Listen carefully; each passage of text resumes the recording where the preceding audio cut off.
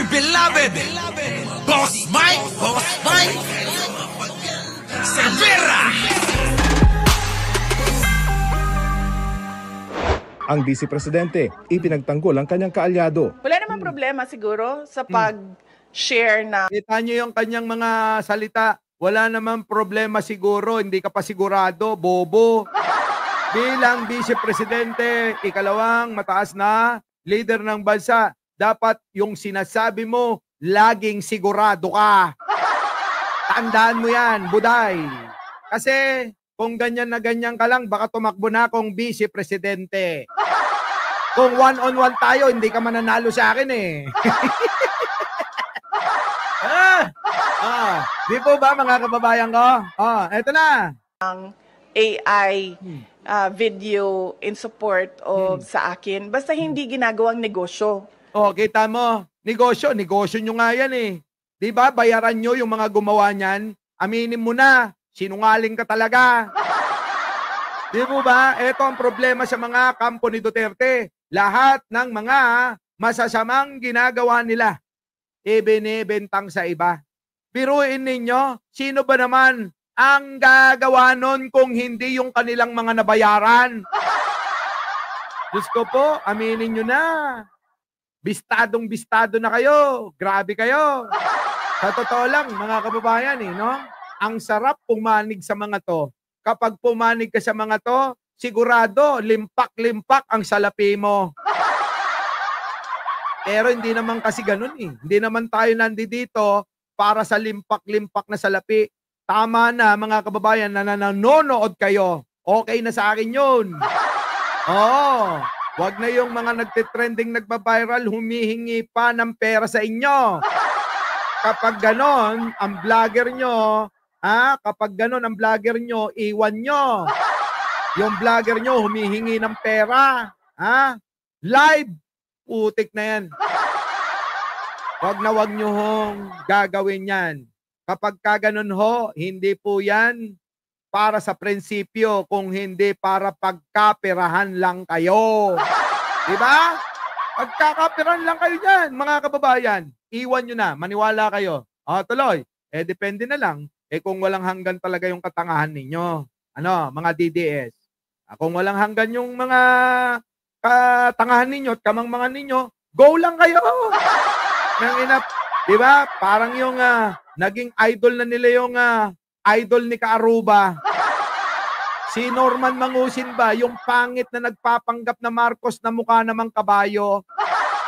Kita nyo na, doon pa lang sa pangalan, scam na.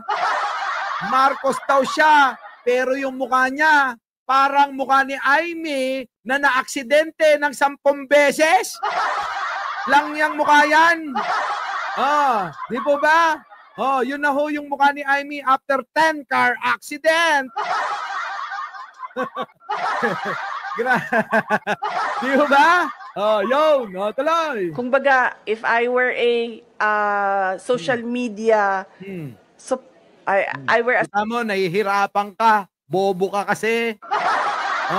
Di ba? Hirap na hirap po si Buday. Kaka-explain ka kung ano talaga irarason niya. Sa rasunan, mga kababayan, hindi mananalo sa akin yan.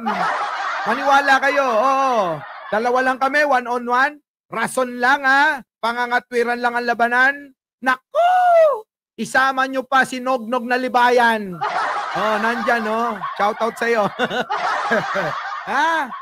Dalawa sila. Mga kababayan, hindi mananalo sa akin yan. Tuloy!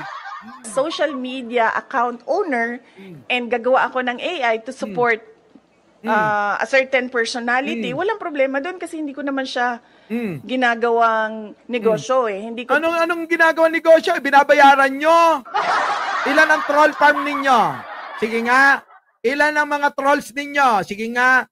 Ito si Sarah, nagmamangmaangan ka pa. Yung kasinungalingan mo, lalabas na sa liig mo. Sa susunod, yan sugat mo. Paikot na yan sa buong liig mo. Wala ka sa buhay mo. Diba? Mga kababayan, sige, tuloy, sige. Galingan mo, pag sisinungaling, gaga, hindi ka lulusot sa netizen. Ang mga netizen, nako, eto, nag-aabang sa inyong sasabihin. Tuloy. Naman binibenta sa mga tao yung produkto ko eh. Binili nyo nga! Hindi daw binibenta pero binili nila. Tandaan nyo mga kababayan, uto-uto na lang maniniwala sa kanila. Binili nga nila yung produkto eh. Kaya kinalat ni Bato, kinalat ng kapatid niya, na mga kababayan, nagsusungap din. Sino? Si Baste, mga kababayan. Di ba? Kinalat nung dalawang kalbo. Tapos sasabihin mo, hindi mo naman binibenta, kayo bumili, tanga. Tatanga-tanga to si Sarah. Sila nga bumili ng produkto na yan eh. Hindi mo binibenta? Bubu! Tanga mo! Attorney Claire. Kanya ang sinabing nakakawala ng tiwala Negosyo eh. Hindi ko naman binibenta sa mga tao yung produkto ko eh. Okay pero ang na. Malacanang sinabing nakakawala ng tiwala ang aksyon ni Senador De La Rosa. Ang pag-share Nang. ng mga katulad na ganyan, muli Buti pa talaga merong ganitong mga nagpapaliwanag. Ano po? Ha? Kita nyo naman, ano? Buti na lang may ganitong mga nagpapaliwanag. Matalas ang isip at talaga na malinaw ang pangangatwiran. Yung bang mga kababayan hindi putol-putol kasi nahihirapang magsinungaling. Sino? Si Buday. Di po ba? Tuloy. disinformation, fake news, hindi po sana nanggagaling sa mga opisyal ng pamahalaan. Correct. Nakakaduda, mas nakakawala ng tiwala kung mismo sa matataas na opisyal nanggagaling ang mga disinformation at fake news. Correct, mga kababayan ko. Kita nyo naman, ano? Totoo naman, Sino pa ang ating paniniwalaan? Kung sino pa yung mga naninilbihang walang silbi, sila pa ang nagpapakalat niyan. Kita nyo, mga kababayan? Wala ka na ngang naitutulong, mangiroroman ka pa. Okay ninayo, mangiroroman kayo. Diba? Wala na nga naitutulong mga kababayan Nagpapabigat pa Aminado ang mga eksperto, darating ang panahon, hindi na natin malalaman kung AI-generated ang isang video o litrato. Yan, mga kababayan, pero yung pinakalat nilang video ni Pangulo, sigurado tayo na bulok yung gumawa ng IT nila. Yung editor nila, mga kababayan, na gumawa ng peking video na nagdodroga daw si Pangulo, mga kababayan, yun. Bistadong, halatadong kahit bata pa na nasa nursery, alam niya na peke yung video. Di po ba? Yan, mga kababayan.